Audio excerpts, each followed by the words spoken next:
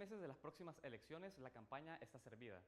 Con la designación de René Portillo Cuadra como candidato a vicepresidente por Arena el pasado viernes, solo falta conocer a la persona que completará la fórmula de Antonio Saca. Pero no hay duda de que el solo hecho de la postulación del expresidente bajo una nueva bandera, la de unidad, configura un escenario novedoso en el país. El politólogo Álvaro Artiga nos decía el martes en nuestro set que estas son unas elecciones raras, porque los candidatos no hablan de cambio, sino de continuidad de medidas y programas de este gobierno. En ese sentido, no cabe duda de que será el FMLN el que más defienda la gestión de Mauricio Funes. Hoy conoceremos mejor cómo se plantean desde el partido de izquierda esa continuidad y lo haremos con su candidato a vicepresidente, Óscar Ortiz. Tras años siendo una de las personas más críticas en el interior del FMLN y tras varios intentos de ser candidato presidencial del partido, Óscar Ortiz aceptó ser candidato a la vicepresidencia, completando la fórmula del partido de izquierda junto a Salvador Sánchez Serén. Es un movimiento que en un principio sorprendió, aunque menos cuando Ortiz dio muestras de querer ser un vicepresidente con un papel mucho más activo y protagónico que el que han jugado los que hasta ahora lo han sido, incluido el propio Sánchez Serén. El alcalde de Santa Tecla utiliza como base su exitosa gestión en la comuna tecleña para desarrollar de forma sostenida y sostenible al país. Ha hablado de crear confianza con el empresariado, de generar oportunidades de empleo para jóvenes y de otras cuestiones que todos los candidatos suelen decir. También ha vuelto a distanciarse de la postura de su partido al apoyar la ley de asocios públicos privados, que se discute en la Asamblea Legislativa. De hecho, ha dicho en varias ocasiones que ese modelo de asocio entre Estado y sector privado se debe potenciar y profundizar para que haya una inversión pública eficiente y un sector privado altamente competitivo. Hace unos días, Ortiz comenzaba la consulta nacional para la elaboración del programa de gobierno del FMLN, de cara al periodo 2014-2019, un proceso del que queremos hablar hoy con él. También queremos que nos explique cómo es ese modelo de desarrollo que propone el candidato a vicepresidente del FMLN y si son compatibles cuestiones como los asocios públicos privados o las exenciones fiscales a empresas de zonas francas con el buen vivir que ha dicho que buscará implementar Sánchez Serén. Por último, nos preguntamos cómo ve Ortiz la nominación de René Portillo Cuadra como acompañante de fórmula de Norman Quijano en Arena y la postulación ya oficial del expresidente Antonio Saca para ser reelegido. Esas y otras cuestiones le plantearemos hoy al alcalde de Santa Tecla y candidato a vicepresidente del FMLN, Óscar Ortiz. Soy Saúl Hernández Alfaro, bienvenidos a Francamente.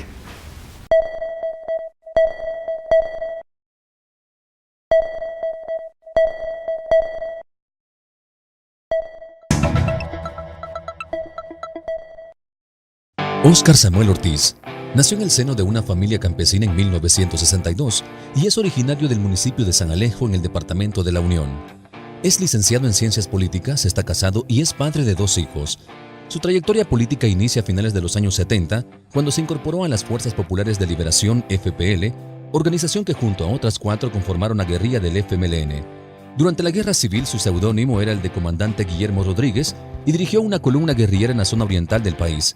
En 1983 fue herido en combate y es exiliado por 5 años a Nicaragua para posteriormente regresar a la lucha armada. En 1994, Ortiz se convierte en uno de los 21 diputados que el FMLN logra ingresar a la Asamblea Legislativa. Fue reelegido en 3 periodos consecutivos como legislador hasta el año 2000, cuando se convirtió en el alcalde de Santa Tecla. Ha gobernado por 12 años consecutivos la municipalidad, a la cual han catalogado como una de las gestiones más exitosas. Asimismo, ha sido presidente de la Corporación de Municipalidades de la República de El Salvador, Comures. Tras años siendo un elemento rebelde dentro del FMLN, fue hasta el año pasado que el FMLN lo convirtió en el compañero de fórmula de Salvador Sánchez Serén. Quienes lo conocen afirman que es un hombre de palabra, trabajador y sensible. Su gestión habla por sus resultados. Basta con darse un paseo por Santa Tecla. Hoy hablamos con el candidato a vicepresidente del FMLN. Será una plática centrada en la consulta nacional que ha comenzado el partido y de la propuesta programática que puede resultar de ella, centrada en las políticas de desarrollo y empleo que deben impulsarse. Son asuntos muy importantes, asuntos de los que hay que hablar, francamente.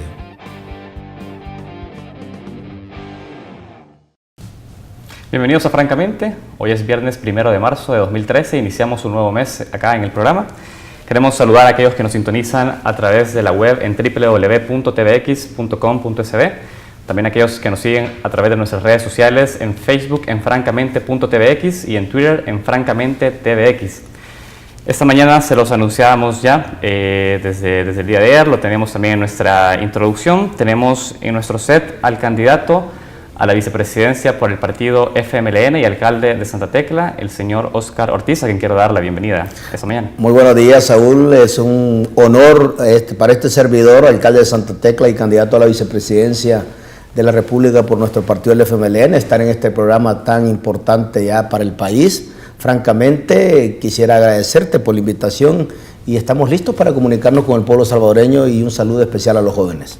Muchísimas gracias, alcalde. Vamos a dar inicio a esta entrevista hablando de lo más reciente. Se ha iniciado ya un proceso de consulta ciudadana, Diálogo País, y me gustaría saber cómo avanza esto, porque ya tiene que una semana de haberse lanzado, ¿no? Bueno, muy bien. Desde que lo lanzamos junto con Salvador, que fue un evento de carácter público nacional, nos hemos ubicado como el primer partido que abre este proceso innovador de consulta a escala nacional, que pretende ser un espacio de diálogo permanente, de intercambio permanente con los distintos sectores y actores de la vida nacional. Vamos a cubrir los 14 departamentos, un esfuerzo por cubrir los 262 municipios. Este esfuerzo de consulta, este diálogo de país, como hemos dado en llamar junto con Salvador, básicamente pretende conectar directamente con los ciudadanos y ciudadanas, tratar de llegar, recoger sus impresiones, recoger sus inquietudes, ser un puente para integrar sus propuestas, sus recomendaciones y sobre todo que se lo puedan decir a Salvador, que se lo puedan decir a Óscar, que se lo puedan decir a la fórmula, que es lo que esperan que hagamos de cara a este esfuerzo de continuidad del gobierno del cambio que ha comenzado en el año 2009, qué cosas para la gente y para la familia son importantes, qué programas deberían de continuar y fortalecerse, cuáles son aquellos aspectos que no han sido tan visibilizados en este primer periodo y que requieren que nosotros los pongamos como temas prioritarios, pero también de lo que se trata es de que todo aquello que vayamos intercambiando, dialogando, debatiendo con los distintos sectores pueda ser el mejor insumo para poderlo incorporar en lo que nosotros presentaremos como el programa de gobierno para el periodo 2014-2019, que va a marcar la gran ruta, el gran rumbo, es decir, a dónde queremos tener El Salvador en el año 2019, cuáles son las grandes apuestas que queremos hacer. Ya de hecho nosotros hemos adelantado algunas, que son como los temas que van a ser, los que van a estar puestos sobre la mesa, como es el tema económico, que es central, la economía, la reforma social, la reforma política y sobre todo un aspecto que no podemos dejar pasar y tiene que estar como eje transversal, los factores del cambio climático, o sea, la dimensión ambiental que es tan importante en un país que tiene tanta vulnerabilidad por distintas razones históricas y que es fundamental que nosotros integremos a este amplio debate que hemos comenzado. Cierro diciéndote a esta pregunta que tú me has hecho, hasta ahora vamos con éxito. Yo me desplacé el fin de semana pasado a la zona oriental, estuve en San Miguel, todo un éxito la consulta que tuvimos ahí. Salvador se desplazó al occidente del país, a Cajutla, luego yo me desplacé a actividades aquí en la zona capital. Salvador se desplazó a la zona de Metapán, de Santana, y precisamente el día de antier, por ejemplo, estuvimos en un evento que era muy, pero muy particular e importante para nosotros y para el país. Un diálogo bien estructurado con las personas con discapacidades. Llegaron más de 350 personas, muy bien organizadas, y fue un intercambio muy importante. Entonces yo creo que esto va a ser algo muy rico, algo muy poderoso, que nos va a permitir a nosotros tener todo el soporte necesario para poder plantearnos, para poder proyectarnos y para poder proponer un programa de gobierno que tenga sustento, que tenga soporte y que haya sido sacado de los elementos más actuales que nos ha planteado la gente, que nos ha planteado el ciudadano a lo largo y ancho del país. Señor Ortiz, creo que hablemos ahora de las especificidades de este programa de consulta, porque usted ha dicho en algún momento en la introducción de que han habido en la gestión que está ahora en marcha algunos temas que todavía necesitan ser profundizados. ¿Hay prioridades dentro del plan de consulta que tiene el FMLN de cara a consultar a la población? Es decir, aún hay algunos temas en específico que quiere ser consultado. En las consultas, como serán decenas y cientos de actividades, vamos a abordar posiblemente todos los temas porque tenemos que partir también del interés de los sectores, del interés de las comunidades, del interés de los grupos específicos, pero nosotros hemos puesto en el centro 4 grandes temas. Dentro de esos, uno de los más importantes es lo económico. Cómo el país debe entrar en un proceso de crecimiento, de multiplicación de sus actividades económicas, cómo el país sigue creando una plataforma que permita estimular el crecimiento de la base empresarial de El Salvador, cómo logramos que el país se vaya fortaleciendo como un país de emprendedores y emprendedoras, cómo logramos que el país en los próximos años vaya creando sus propios resortes de su tejido productivo, cómo logramos que El Salvador cada vez dependa menos de un factor externo llamado remesa, que es importante, pero que no puede ser el único factor que le dé estabilidad a nuestra economía. Cómo logramos hacer una verdadera transformación en el ciclo productivo de las zonas rurales, cómo ponemos a El Salvador en una ruta de industrializar a este país, especialmente bajo el concepto de pequeñas y medianas empresas, cómo apostamos a un fortalecimiento de esa alianza pública-privada, porque para tener éxito en los próximos años se requiere sumar recursos públicos y sumar recursos privados. Es un tema, además, que sí me gustaría que lo abordemos con usted en detalle más adelante, pero de cara a conocer cómo se van a articular y cómo se van a hacer la selección de estos aportes de la ciudadanía y finalmente cómo se va a reflejar eso en el programa de gobierno, ¿eso cómo se hace? ¿Cuál es el procedimiento para garantizar de que esas consultas que están siendo recogidas van a ser contempladas? Hay un mecanismo bien práctico. Están las reuniones dirigidas a grupos específicos. Por ejemplo, estamos planificando en el área del deporte, en el área de la cultura, en el área de las expresiones artísticas. Por ejemplo, hace 2 días lo tuvimos con un universo representativo de las personas con discapacidades, ¿verdad? Vamos a hacerlo con grupos empresariales. Y después dan seguimiento a la aplicación. No, entonces, y luego también a nivel territorial. Entonces tú vas construyendo una boleta en eso. Sí. Unas son más simples, otras son mucho más estructuradas para identificar cuál es la mayor preocupación, cuál es la mayor demanda, cuál es el conjunto de recomendaciones que tú puedes sacar de ahí. Y luego, en esta primera etapa de identificación de demandas, de necesidades, de preocupaciones, regresas nuevamente después para ir estableciendo un posible pacto, mini pactos entre estos sectores.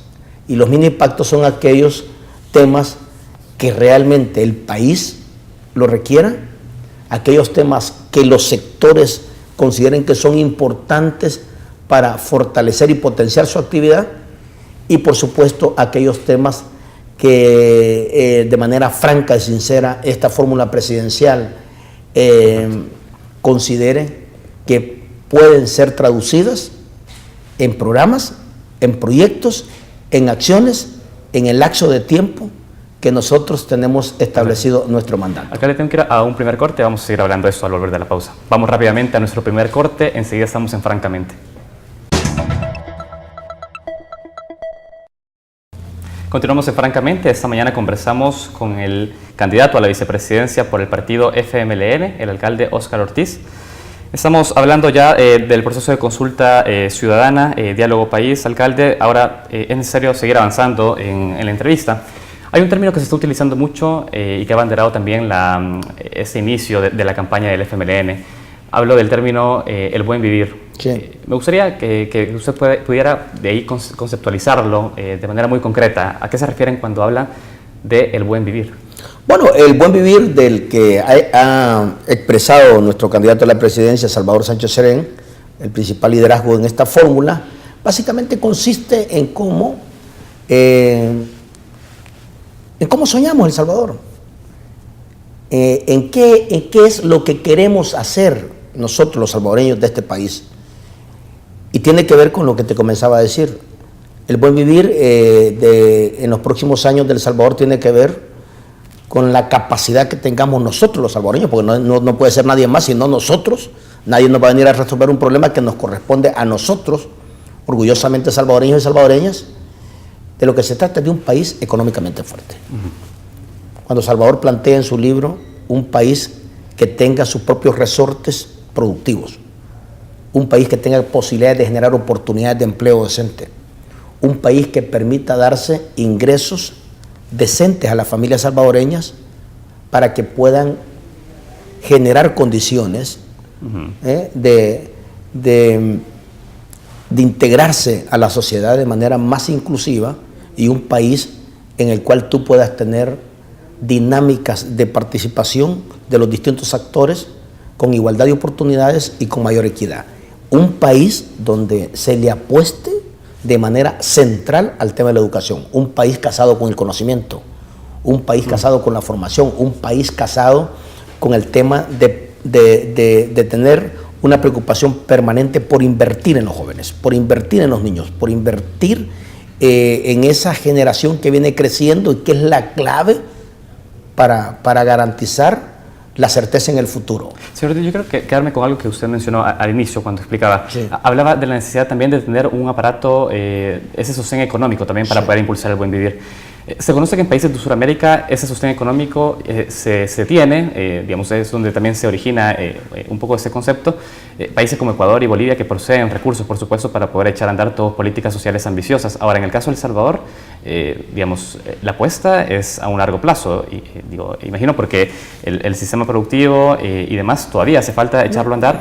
Claro. Es decir, es una apuesta hasta dentro de cuántos años. Bueno, tú tienes que, la experiencia que nosotros hemos tenido en Santa Tecla, y el éxito que básicamente hasta ahora hemos podido proyectar en la ciudad de cambio y transformaciones, crecimiento de Santa Tecla, lo hemos estructurado en ciclos de 10 años. Comenzamos una planeación estratégica después del terremoto en el año 2001, pusimos en marcha esa visión de largo plazo en el año 2002, cerró el ciclo de 10 años en el 2012, hoy ya estamos validando el proyecto estratégico de dónde queremos tener a Santa Tecla en el 2022, y a partir de esos ciclos de 10 años tú tienes otros ciclos más pequeños de 5 y si se pudiera decir de 3 años que te permiten ir generando las distintas, el control o el seguimiento de las distintas variantes en el plano social, en el plano económico, en el plano del crecimiento ciudadano, en el plano de la reforma política.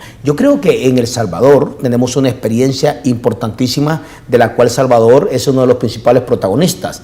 Los salvadoreños, en medio de grandes dificultades, fuimos capaces de ponernos de acuerdo, de pactar, de cerrar la guerra, de terminar el conflicto y de abrir una nueva página de la historia de El Salvador, que era una nueva plataforma que se puso en marcha para ir construyendo un país más democrático. Esta transición lleva 21 años, pero nadie dijo que los acuerdos de paz eran inamovibles, iban a alcanzar a generar una visión de todos los desafíos y problemas que iban a ir apareciendo en El Salvador. Incluso algunos supuestos, hay que reconocer que nos equivocamos. Se creía que al terminar el conflicto, que al terminar la guerra, que al pactar el acuerdo de paz, que ha sido un modelo en América Latina y en el mundo, se terminaba la violencia. Y no fue así. No se crearon condiciones inmediatamente para crear factores de inclusión y entonces después se nos vino otras maneras de expresiones violentas. ¿Hace falta unos acuerdos, de consenso a nivel económico? Entonces, parte de este enfoque del buen vivir y parte del debate que Salvador ha puesto en este libro que ahora está circulando y que está sirviendo también de base para todas estas consultas, es básicamente la necesidad que el país requiere un gran segundo acuerdo nacional. Es decir, tenemos que provocarlo. Tenemos que generar condiciones y este segundo gran acuerdo nacional tiene que estar sobre la visión, como Salvador dice, de poner una mirada alta, de poner una mirada de largo alcance, de ver un país de cómo quisiéramos ver El Salvador en los próximos 10 años, en los próximos 15 años, en los próximos 20 años. Porque los cambios desde la perspectiva que han comenzado desde el 2009 para acá, tú no los puedes automáticamente traducir que en 2, 4 o 5 años va a cambiar todo aquello que fue desmontado en 20, 30 años. Incluso Santa Tecla, a pesar de que es un territorio más pequeño, nos ha llevado 12 años para mostrar un cambio fuerte. ¿Qué quiere decir esto? Que este segundo gran acuerdo nacional que se requiere en El Salvador tiene que estar centrado en el tema económico, en cómo vamos a revertir una tendencia fiscal peligrosa que llevamos, en cómo vamos a lograr que los recursos que tenemos hay que invertirlos directamente en los ciudadanos, en la familia y sobre todo lo que yo te decía al inicio, cómo invertir en los jóvenes, cómo invertir en educación, cómo invertir ahora en los próximos años en masificar las dinámicas deportivas, culturales y artísticas que son parte de un ciclo completo de inversión en la gente. El Salvador tiene unas características muy particulares. No somos Venezuela, no somos Brasil, no somos Bolivia, no somos Ecuador, mucho menos Estados Unidos y Canadá, que tienen unos recursos impresionantes en términos de territorio, en términos de recursos naturales. Algunos tienen petróleo, otros tienen cobre, otros tienen gas. ¿Cuáles son las bondades en el caso de El Salvador? El caso de El Salvador, yo creo que somos un país pequeñito, somos un país con un clima precioso. Aquí hace sol casi todo el tiempo, llueve 6 meses al mes. Este es un país que en media hora puede llegar a cualquier lugar, en 30, 40 minutos puedes estar en la playa, en 30, 40 minutos puedes estar en un volcán. ¿Y a nivel de crecimiento económico eso cómo se traduce? Yo creo que El Salvador, esos factores, además de su ubicación geográfica, tenemos el Pacífico por un lado, somos frontera con una economía como Guatemala que se conecta con México, junto con Honduras, con el Golfo por Nicaragua. Entonces creo que nosotros lo que tenemos que entender, que el recurso ahora más importante que el país tiene, somos nosotros los salvadoreños. No podemos, es decir, aquí la clave es que nosotros nos creamos, que nosotros tengamos la suficiente responsabilidad para decirnos a nosotros mismos, nosotros podemos sacar este país adelante, debemos de sacarlo adelante, pero necesitamos entender que hay que hacer unos puntos de quiebre, que hay que empezar a replantearnos, a repensar El Salvador y de cómo podemos ir desarrollando y fortaleciendo un país cada vez más fuerte en lo económico, en lo social, pero sobre todo en el avance permanente de esta reforma política democrática que comenzó en el año 1992. Señor Ortiz, ¿cómo se piensa construir un acuerdo nacional junto a la empresa privada? Es decir, usted ha hablado de un término importante, inversión. Es necesario también fortalecer las arcas del Estado para que puedan tener mayor impacto en la vida y en la política social, por supuesto. ¿Cómo se va a construir ese proceso de confianza entre el sector público, el gobierno y la empresa privada? Bueno, poniendo en el centro el país, poniendo en el centro El Salvador, más allá de nuestras diferencias políticas, más allá de nuestras visiones, que son importantes como parte del ejercicio de la democracia, lo que sí tenemos que entender es que hay temas en los cuales tenemos que ponernos de acuerdo. Y por ejemplo, tenemos el tema fiscal, que en los últimos 15 años ha habido un endeudamiento creciente, que está llegando un poquito más arriba del 54% del PIB, que ya prácticamente es una alarma y que en los últimos 10 años viene sonando con fuerza. Ese endeudamiento lo que te está provocando es que año con año tú tienes que pagar más capital, más intereses, y eso te hace mucho más pequeño y mucho más limitado los recursos que tú tienes que disponer para la inversión pública que es tan importante para crear un entorno de estimulación a los actores privados para que inviertan. Entonces, y uno podría decir entonces, si el Estado ahora tiene un problema de fragilidad fiscal, necesita ¿qué? Más recursos. ¿Va a haber una reforma fiscal en ese sentido? Sí, vamos a ver. Sí. Ahora, este recurso, ¿de dónde lo vas a sacar? ¿Vamos a seguir prestando en los próximos 5 o 10 años? Sí, pero no debe ser así como hemos venido haciendo en los últimos 15 años. Si uno va a captar ciertos recursos con la lógica que hemos traído en los últimos 15 años, uno tiene que hacer un alto y decir, bueno, hemos comenzado una buena ruta en el 2009, pero tenemos que potenciar esto, fortalecer esto. ¿Y cómo? crear creamos una dinámica en la cual empezamos a generar unas reglas en las que tú, antes de empezar a tratar de abordar una reforma fiscal, que no puede ser de manera aislada, empezás a integrar, empezás a plantear cuál va a ser la ruta del crecimiento de El Salvador. Y El Salvador tiene algunas posibilidades en materia de ruta de crecimiento. Por ejemplo, somos un país pequeñito, pero ahora promedio somos de los países que más tierra ociosa tiene. La pregunta es, ¿por qué no vamos a aprovechar nosotros hasta la última manzana que tenemos? ¿Por qué nosotros ahora no podemos ir en una ruta de industrializar El Salvador?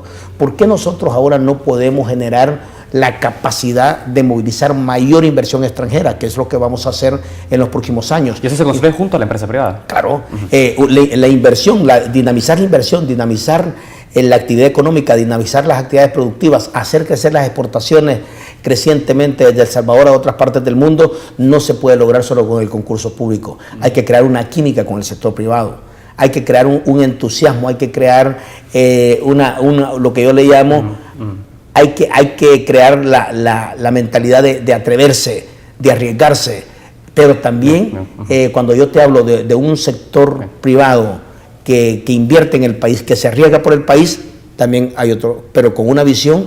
Todo empresario, vos tenés que crear las condiciones para que gane, pero además de que busque una ganancia, busque también una nueva visión de cómo aportar socialmente al desarrollo del país. Y usted ha descrito cuáles serían las condiciones que van a dar vida a una reforma fiscal. ¿Qué tipo de reforma fiscal va a impulsar un futuro gobierno del FMLN? Bueno, la reforma fiscal, como te decía, no la puedes discutir de manera aislada, porque la medicina puede ser más dura que la enfermedad. Es decir, una reforma fiscal inteligentemente tiene que ser factible si somos capaces primero de ir creando la ruta de multiplicación de las inversiones. Yo siempre pongo el ejemplo, yo tengo 100 empresarios, si quiero que la ruta fiscal me funcione de manera dinámica y activa, pues yo diría, mi primera búsqueda es pasar de 100 empresarios a 200 empresarios, porque yo voy a tener una plataforma más amplia, y esa plataforma más amplia de actividad económica y de actividad empresarial me va a permitir a mí poder incrementar mis posibilidades de tributo.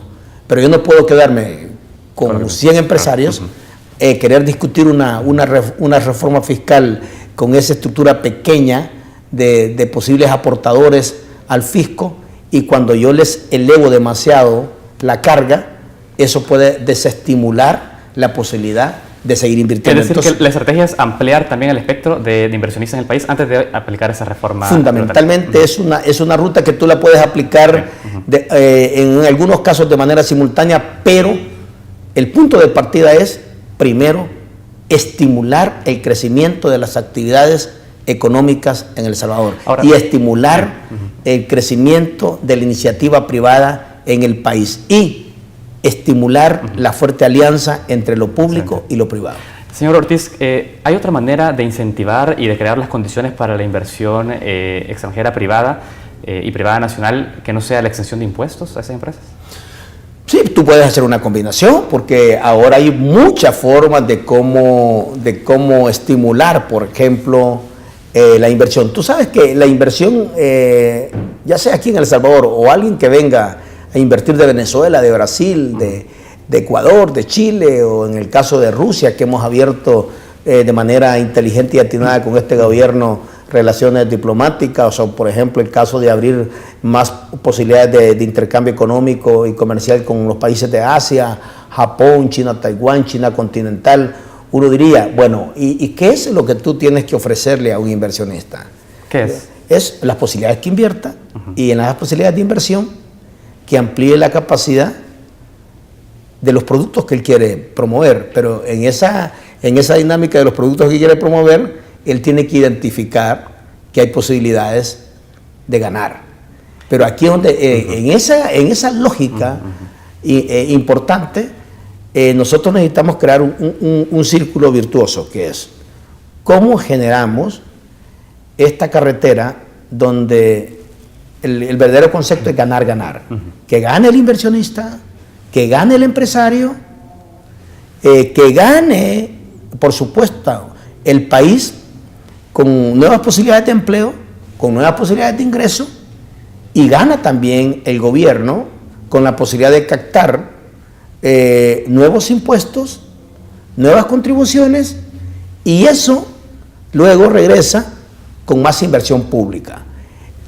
No se trata de que solo gane, de que solo gane un actor, que eso es lo que pasó años anteriores, es decir, un sobreaprovechamiento del Estado, no para promover más inversión, no para ampliar la plataforma de la actividad económica, sino para tratar de crear una economía, lo que se le conoció como pequeños grupos oligopólicos o pequeños grupos que monopolizaron los sectores de la economía más fuertes, más sensibles, y hicieron una extremada concentración de esas actividades, de los niveles de utilidad, pero muy poco fueron capaces de ver en el esfuerzo de aportar socialmente para cambiar el entorno, porque en la medida que tú cambias el entorno, tienes un país más inclusivo, tienes un país con más cohesión, tienes un país con más educación, tienes un país con más puentes de oportunidades para los jóvenes, tú tienes la posibilidad de ser un país más competitivo.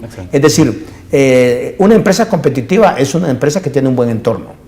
No solo un buen entorno para hacer negocios, sino un buen entorno que le permite actuar con seguridad, con reglas del juego que le den certidumbre. Quiero que hablemos también de ese entorno y las condiciones laborales, porque yo le preguntaba si había otra manera de poder crear el clima también para hacer atractiva la inversión privada en el país, y usted también hablaba de otro tema, hablaba del empleo. Hablemos de ese tipo de empleo, sí, porque se lo preguntaba específicamente por el tema de las zonas francas, señor Ortiz, porque sí, se sabe de que acá en estas zonas francas principalmente están libres de impuestos, y por otro lado es donde se producen la mayor cantidad de violaciones a derechos laborales.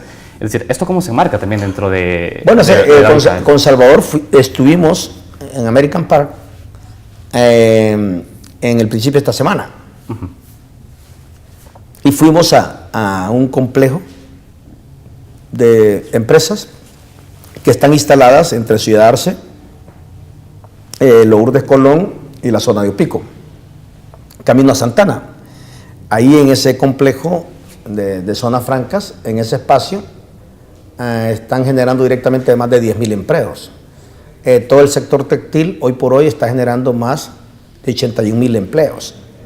Pero estoy hablando de manera directa. Imaginémonos nosotros una inversión de estas características, lo que está impactando de forma indirecta en otros actores que demandan ese tipo de servicios y viceversa, porque también todas las instalaciones donde se está generando actividad productiva dentro de los recintos fiscales, o hoy conocidas también como de las actividades de las zonas textileras o zonas francas, como popularmente se le conoce, ahí también están demandando mucha actividad de otros sectores de la economía nacional. Ahora, ¿cuál es el punto? ¿Cómo vamos logrando el equilibrio? Cosas que ya universalmente están aceptadas bajo convenios internacionales, bajo leyes nacionales, que eso no es ninguna exigencia, ni debe ser ninguna obligación, ni debe ser tampoco ninguna concesión, porque son cosas que éticamente están aceptadas ya por las grandes empresas, por las grandes transnacionales, por empresarios regionales, nacionales, el respeto al sistema de derechos laborales. Sin embargo, lo siguen habiendo. Sí, no, por eso, claro, pero tú tienes que trabajar para ir generando una cultura de desmontar violaciones a derechos fundamentales establecidos dentro de la legislación, y especialmente al conjunto de derechos laborales que tiene una planta de trabajadoras y trabajadores. ¿Qué quiere decir eso? Nosotros fuimos a esa planta, por ejemplo, y ellos han ganado muchos premios, y fuimos porque creo que son de alguna manera un modelo en eso.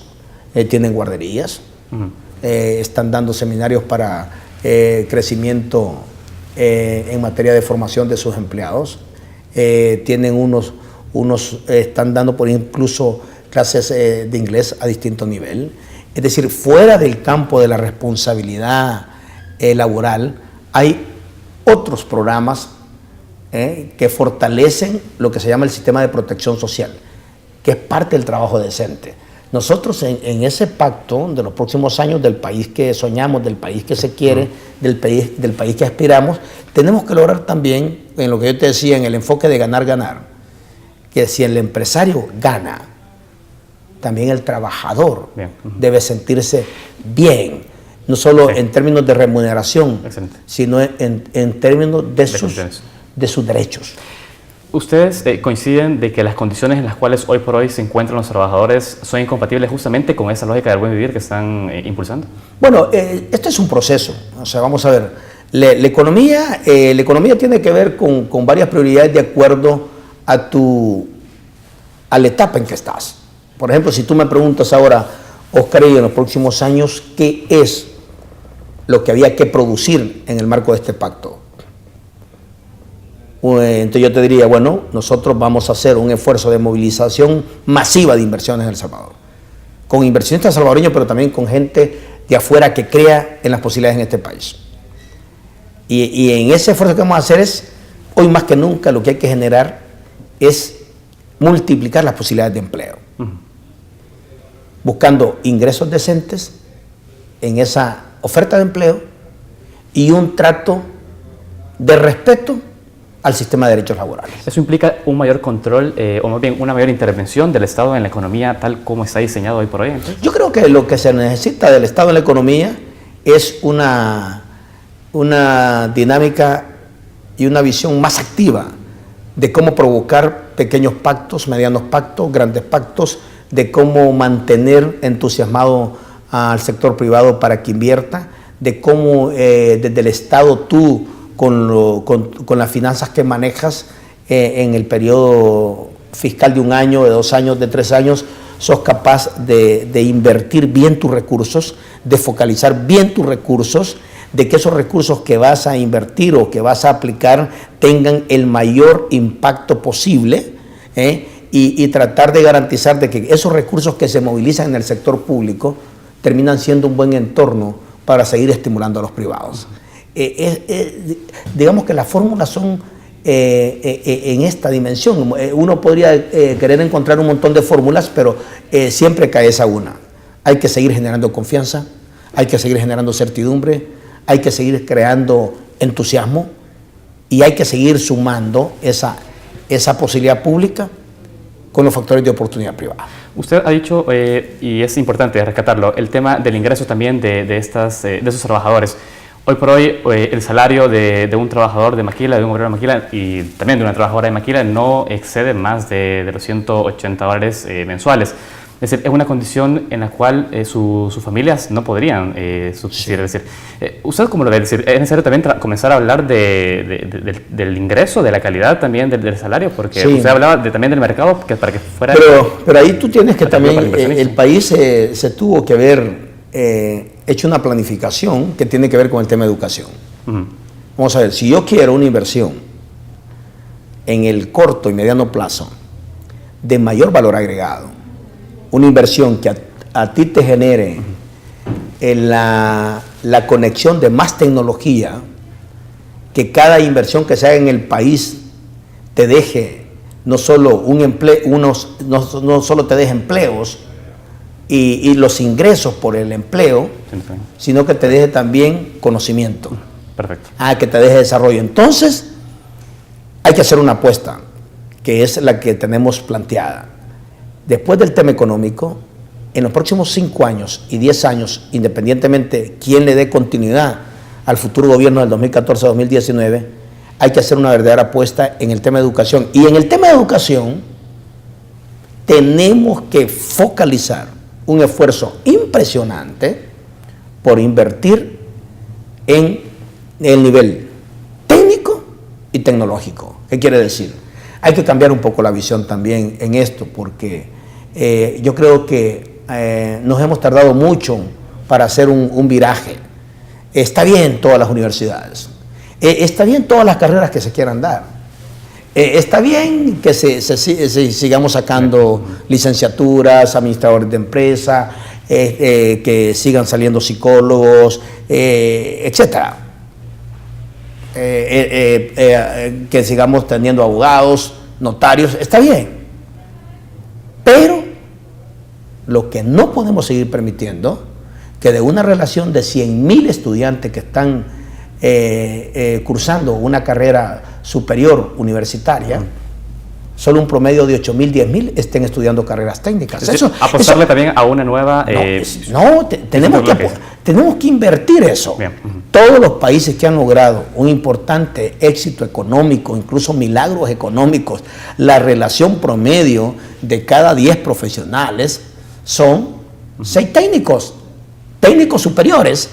Es decir, si yo me lo pongo aquí en el salvadoreño, en palabras salvadoreñas, yo te diría, después de un bachillerato de 3 años, o después de un bachillerato, un joven, tenemos que abrirles todas las informaciones necesarias para estimularlo a que puedan agarrar carreras de 2 años y 3 años. ¿Y cómo pero carreras técnicas, es decir, que cuando salga el joven después de 3 años o 4 años, sea realmente una persona con tremendas habilidades en un área específica. Tú puedes decir, bueno, yo necesito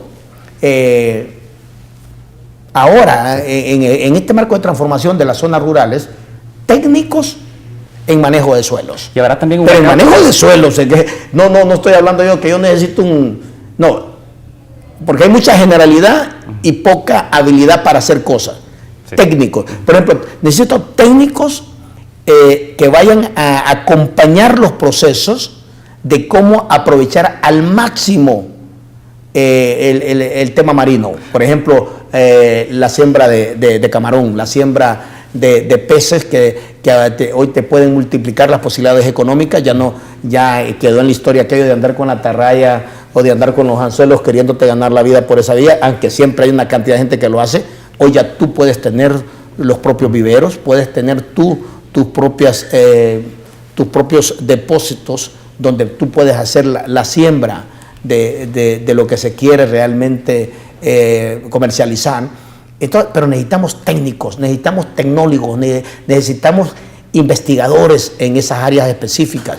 Entonces, el país no puede seguir sacando un montón de gente que se lleva 5 años en unas generalidades, y a la hora que la economía te demanda gente que sepa hacer ensamblajes, por ejemplo, si vamos a traer como Costa Rica ganó con Microsoft, o si vas a tener aquí, por ejemplo, una empresa de ensamblaje de vehículos, vas a necesitar técnicos calificados. ¿Y habrá condiciones? Es decir, ¿va a haber un mercado también que va a presentar una oferta laboral para toda esta demanda de jóvenes que van a... Bueno, tú sabes que yo después de aquí voy para la reunión del IDCA. Yo soy miembro de la Junta Directiva del IDCA y es el sistema más desarrollado en materia de formación. Sí.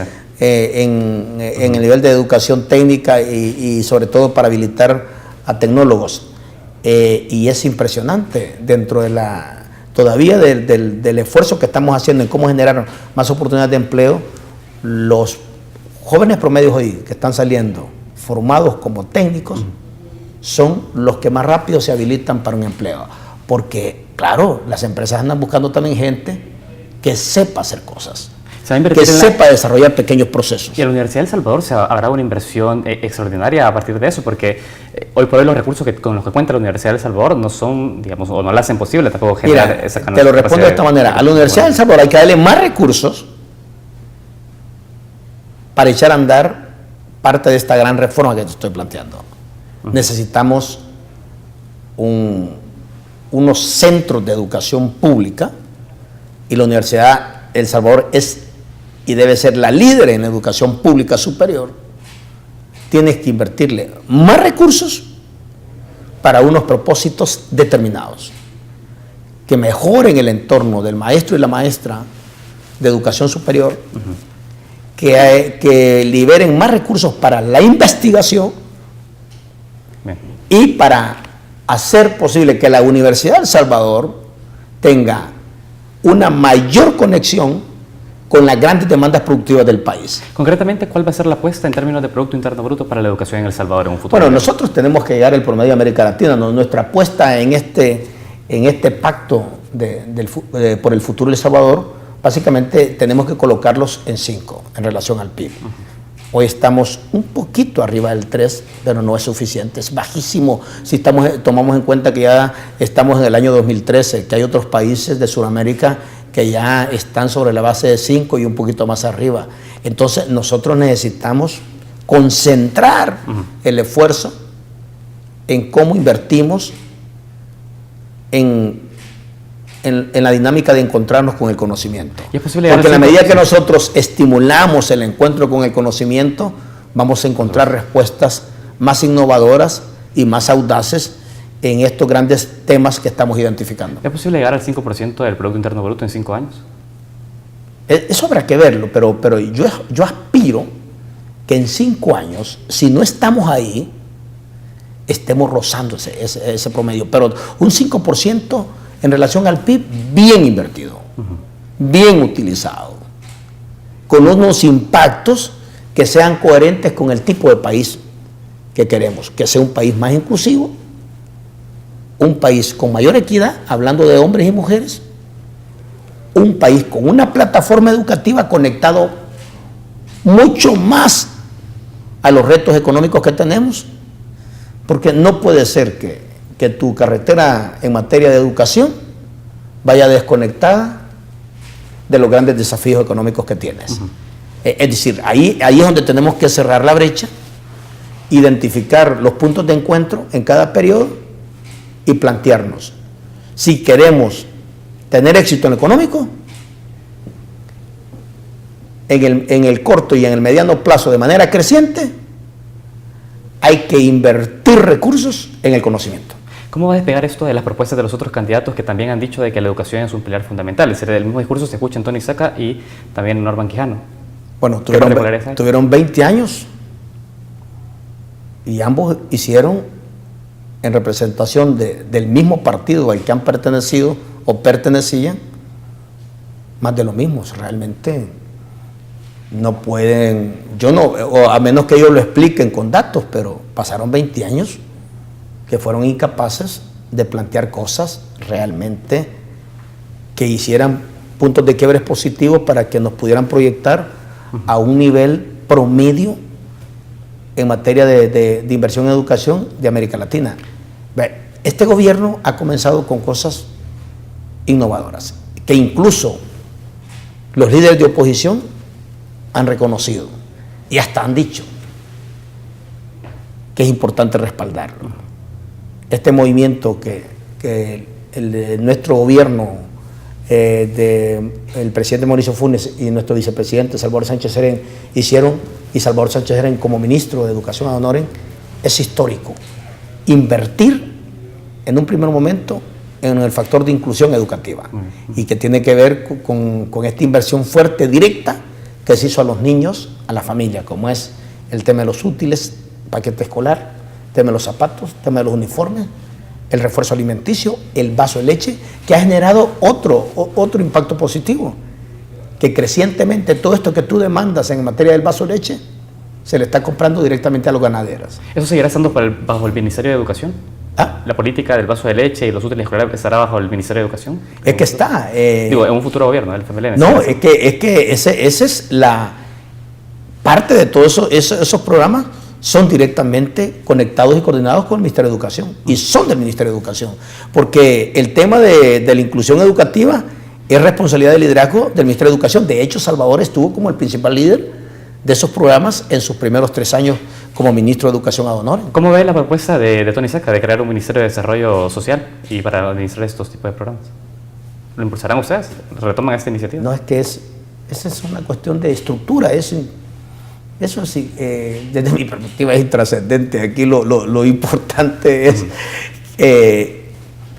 no solo ser capaces de darle continuidad a lo que se ha comenzado, las buenas cosas que se han comenzado, sino también plantear una nueva dimensión del Estado. Por ejemplo, este servidor tiene 12 años de ser alcalde. Si hay algo que vamos a hacer con Salvador y que el país lo requiere, es descentralizar el país, darle un poder y un peso mayor a las regiones. Regiones como la zona oriental hay que activarla y darle un peso. Regiones como la zona occidental hay que darles un peso. Hay que regresar a los municipios. Los factores de cambio, tenemos que cambiar algunos marcos de competencia y de posibilidades para que los municipios puedan ser los primeros factores de activación económica. Incorporar el desarrollo local al desarrollo del país. Yo siempre he dicho, si tenemos desarrollo local, vamos a tener desarrollo nacional. Si tenemos cambio y transformación en la ciudad y en los territorios, el país va a avanzar mucho más rápido en sus cambios y transformaciones. No podemos ver el desarrollo de arriba hacia abajo. El desarrollo de la visión de Salvador y este servidor es de abajo hacia arriba. Son políticas públicas nacionales que se conecten con políticas públicas locales. Señor Ortiz, han quedado demasiados temas por fuera de la entrevista. Esperaríamos de su parte un compromiso para poder tenerlo pronto nuevamente en nuestro set y poder seguir hablando. Sí, mira, esto comienza. Y de verdad que yo agradecido por el espacio que tú me has dado para podernos conectar con nuestros televidentes. Tenemos varios meses por delante. De seguro que vamos a tener incluso entrevistas para poder discutir sobre temas específicos. En la medida que avance esta pre-campaña, en la medida que avance nuestra consulta, iremos consolidando temas y propuestas específicas para cada tema, la cual esperamos compartir contigo y con el pueblo salvadoreño. Le agradezco su presencia esta mañana. Mucho gusto. Les agradecemos a ustedes que nos acompañaron durante esta semana. Nos vemos el día lunes acá en TVX. Muchas gracias.